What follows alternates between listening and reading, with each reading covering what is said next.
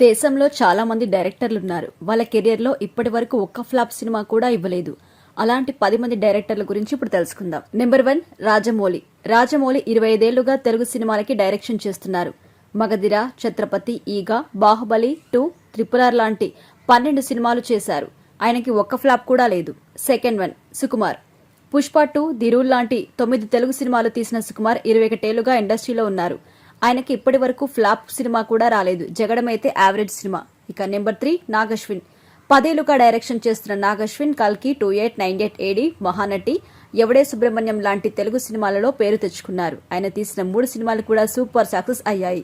Number 4 Prashanth Neel. KGF, Salaar లాంటి ఫ్రాంచైజీలు తీసిన ప్రశాంత్ నీల్ 11 ఏళ్లుగా కన్నడ, తెలుగు సినిమాలకి డైరెక్షన్ చేస్తున్నారు. ఆయన 4 సినిమాలు తీశారు. ఫ్లాప్ అయితే లేదు. 5 అట్లీ కుమార్.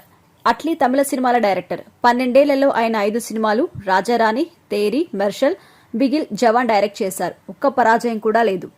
ఇక 6th 1 రాజ్ కుమార్ హిరానీ. 2003లో హిరానీ మున్నాబాయ్ MBBS తో డైరెక్షన్లోకి అడుగుపెట్టారు. 22 ఏళ్లలో 6 సినిమాలు డైరెక్ట్ చేశారు. ఆయనకైతే ఒక్క ఫ్లాప్ లేదు. ఇక 7th 1 సందీప్ రెడ్డి వంగ. సందీప్ రెడ్డి వంగ 8 ఏళ్లుగా సినిమాలు డైరెక్ట్ చేస్తున్నారు. ఆయన 3 సినిమాలు అర్జున్ రెడ్డి, కబీర్ సింగ్, యానిమల్స్ తీశారు.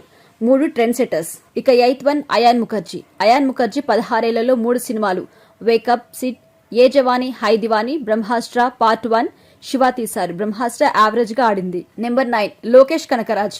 లోకేష్ కనకరాజ్ 9 ఏళ్లుగా తమిళ సినిమాలు డైరెక్షన్ చేస్తున్నారు.